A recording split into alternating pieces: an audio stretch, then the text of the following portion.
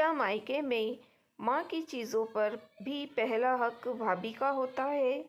अक्टूबर का महीना, शरद ऋतु का आगमन, त्योहारों का मौसम, साथ ही सर्दी के आगमन का संकेत मिलता है। ट्रंक और बक्सों में पड़े लहंगे, जरीदार साड़ियाँ, ऊनी कपड़े और न जाने क्या क्या बाहर निकालते हैं धूप में रखने के लिए। 2 साल पहले ही राशि की माँ का एक लंबी बीमारी की वजह से देहांत हो गया था। राशि की शादी 2 महीने बाद ही थी। राशि के पापा ने स्टोर रूम में रखा सारा सामान बाहर धूप में निकाला। बक्स से अटैचियाँ खोलकर गर्म कपड़े, माँ की रोज़मर्रा पहनने वाली की साड़ियाँ, रज़ाई, ऊनी कपड़े। राशि भी इन सभी कपड़ों को धूप में रख रही थी। हर कपड़े के साथ उसकी एक अलग याद जुड़ी थी। राशि की उन सभी सामानों के साथ पूरी दोपहर निकल गई। उसको पता ही नहीं चला, ऐसा लगा जैसे फ्लैशबैक में चली गई हो। राशि और उसके भाई आशीष के बचपन के गरम कपड़े भी थे। धूप दिखाकर वापस तह करके समेट रही थी कि अपने पिता की आवाज़ उसके कानों में आई। बेटा, इन कपड़ों में से तुम लोगों के बचपन के कपड़े निकाल कर उस बक्से में रखना। जब घर में छोटा बच्चा आएगा तो उसके काम आएंगे। रोशनी ने एकदम अचरज से पिता की ओर देखा। पर पापा, ये ऊनी और सूती कपड़े तो मेरे हैं। अरे ननद रानी, अब तो आप अपने नए घर में जा रही हो, वहाँ अपने घर में नए खरीदना। इस घर की चीज़ें इस घर में छोड़ दो। रोशनी की भाभी नीता ने हंसते हुए कहा। एक पल के लिए राशि का दिल भर आया। कुछ बोला ही नहीं गया। पता नहीं क्यों चुपचाप पिता के कहे अनुसार कपड़े जमा दिए। जब राशि कपड़े समेट कर स्टोर रूम में वापस आई तो वहाँ सबसे नीचे एक गुलाबी रंग का खूबसूरत सा बड़ा ट्रंक था और शायद पिता की निगाहों में नहीं आ पाया था। राशि उसी को ढूंढ रही थी। उसे देखते ही उसकी आंखों में चमक आ गई। उसको खींचकर बाहर निकाला और स्टोर रूम के बाहर लाई। भाई और भाभी अचरज से उसे ट्रंक को देख रहे थे। अरे यह क्या है भाभी? यह माँ का ट्रंक है।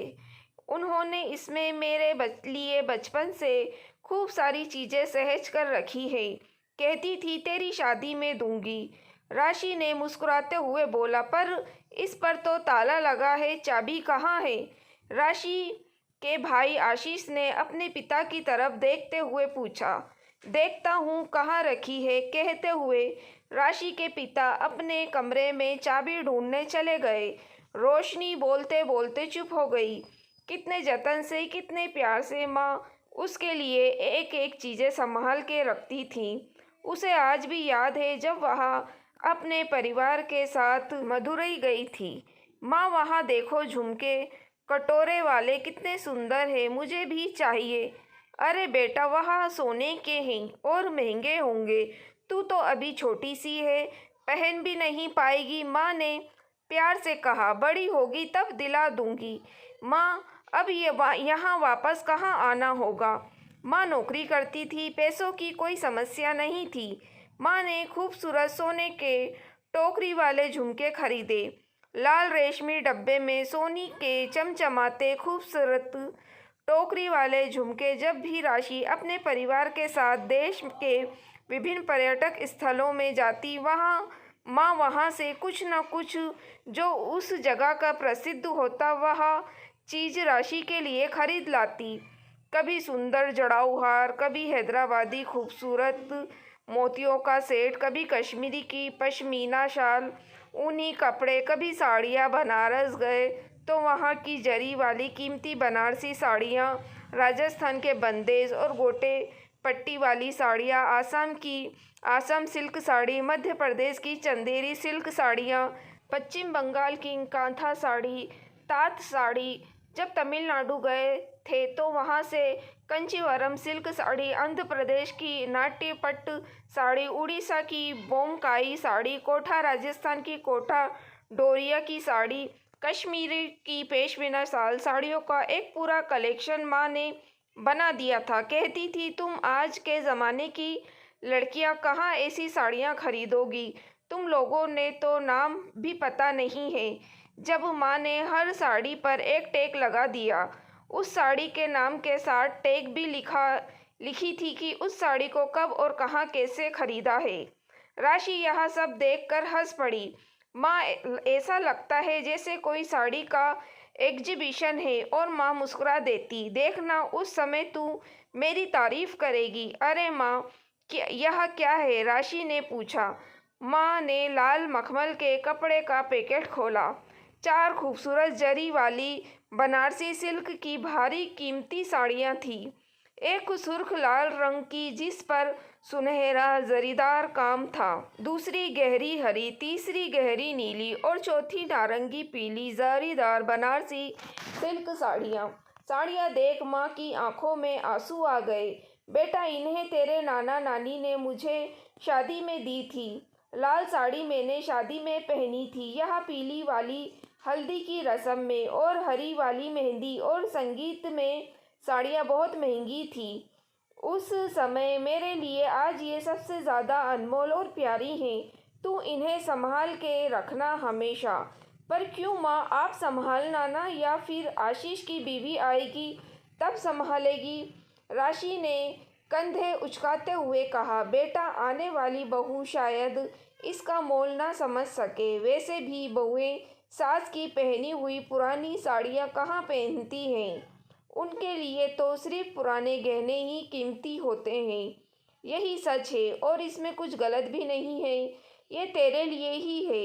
माँ नौकरी करती थी और अपनी सैलरी से काफ़ी सारा सामान अलग अलग जगहों से बड़े चाव से खरीद कर सब सामान वह बड़े जतन से उस गुलाबी रंग के बक्से में जमा करती थी। पिता को इस बारे में ज़्यादा पता नहीं था, न उन्होंने जानने की कोशिश की। उनके लिए तो यह एक सामान्य सी बात ही थी। कुछ सालों बाद माँ की बीमारी की वजह से पैरालाइज हो गई।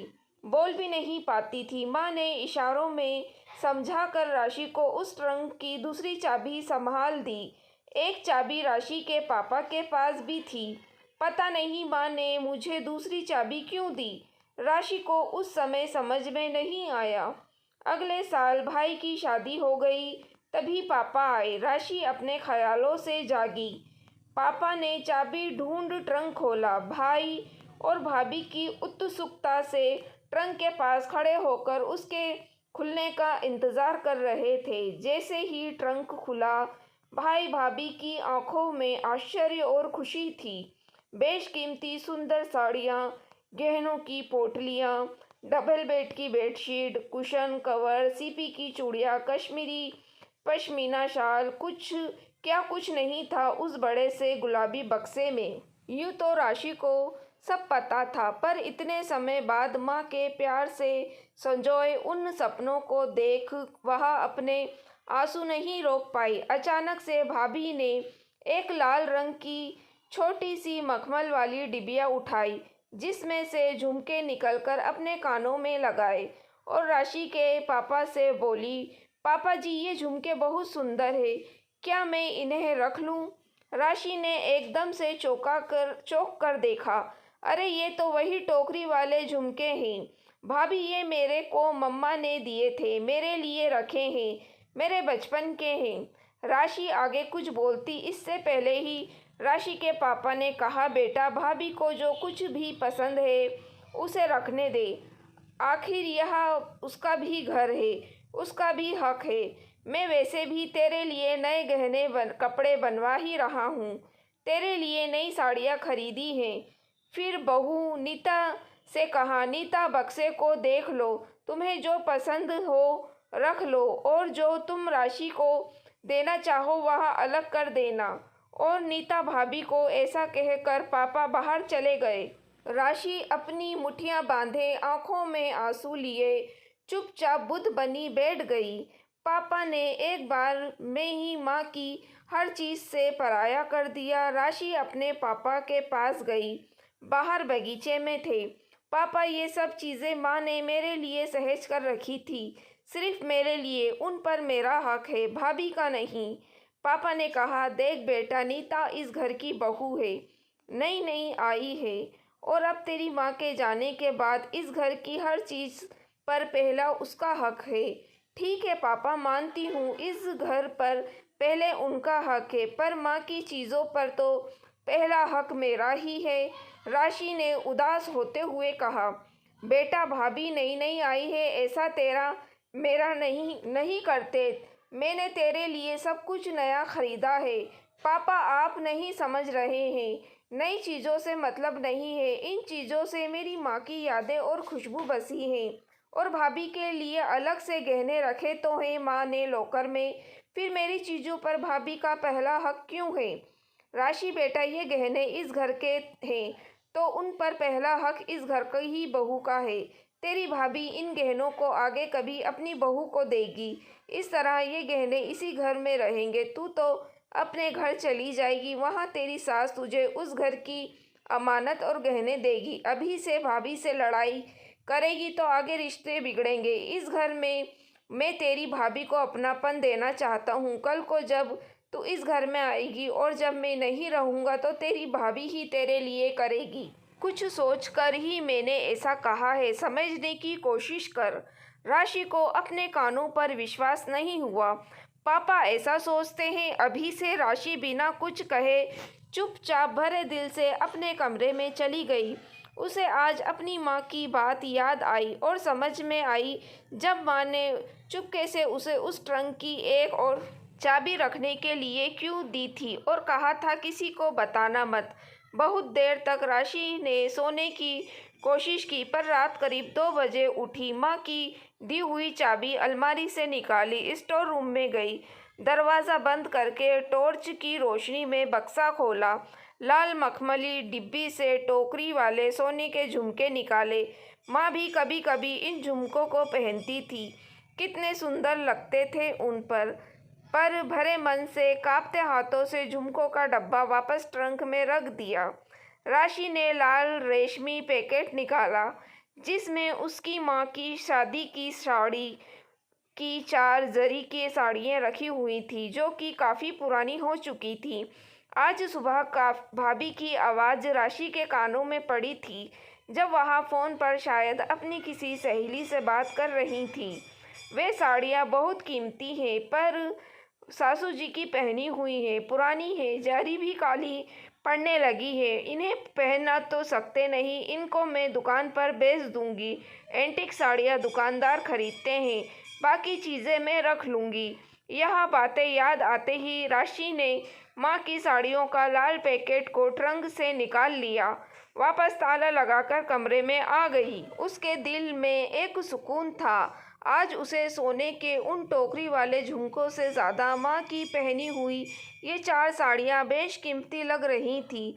साड़ियों की खुशबू में माँ की खुशबू और स्पर्श था। अगले दिन राशि की भाभी ने सभी गहने अपने लॉकर में रख दिए, बाकी सारा सामान अपनी अलमारी में। उन्हें शायद उन साड़ियों के पैकेट का ध्यान भी नहीं आया, शायद उनके लिए उसका कोई मोल नहीं था। साड़ियों का वह लाल रेशमी पैकेट जिसके लिए अनमोल था, उसके पास पहुंच चुका था। राशि को वैसे पिता ने सब कुछ दिया था, नए गहने, नई साड़ियाँ, नया सामान, पर राशि के लिए माँ के उन सामानों में माँ की खुशबू, उनका स्पर्श, उनकी यादें, सब कुछ था। राशि के लिए चीज़ें अनमोल थी, पर भाभी के लिए वह केवल और केवल सास की चीज़ें थीं।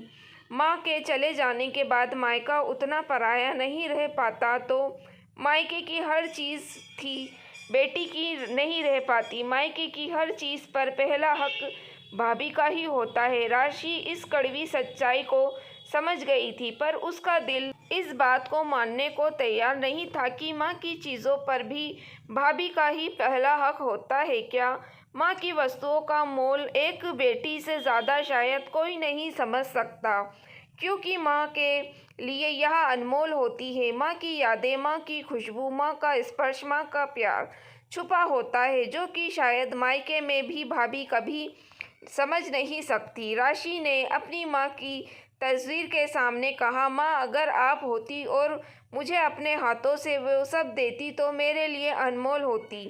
कोई बात नहीं, मुझे कुछ नहीं चाहिए, बस आपका आशीर्वाद और ये साड़ियाँ ही काफ़ी हैं। राशि का दिल रो रहा था, पर दिल में एक सुकून भी था कि माँ की साड़ियाँ उसके पास सुरक्षित हैं थी। माँ का आशीर्वाद भी उसके पास ही था। दोस्तों, यह कहानी एक वास्तविकता के काफ़ी निकट है। अक्सर ऐसा ही होता है, माँ के चले जाने के बाद मायका सूना हो जाता है, क्योंकि माँ से ही तो मायका होता है। यह सच है कि मायके की हर चीज़ पर पहला हक भाभी का होता है, पर माँ के चले जाने के बाद माँ की चीज़ों पर भी केवल पहला हक भाभी का ही होता है। एक बेटी के लिए चीज़ों से ज़्यादा उस घर में उसके बचपन की यादें होती है। शायद सच कहते हैं लोग कि माँ के चले जाने के बाद वह घर वैसा कहाँ रहता है। दोस्तों, अगर आपको कहानी पसंद आई हो तो प्लीज़ आप मेरे चैनल वॉइस ऑफ नीलोफर को सब्सक्राइब ज़रूर कीजिएगा और मेरी वीडियो को लाइक और शेयर भी ज़रूर कीजिएगा। Thank you for watching.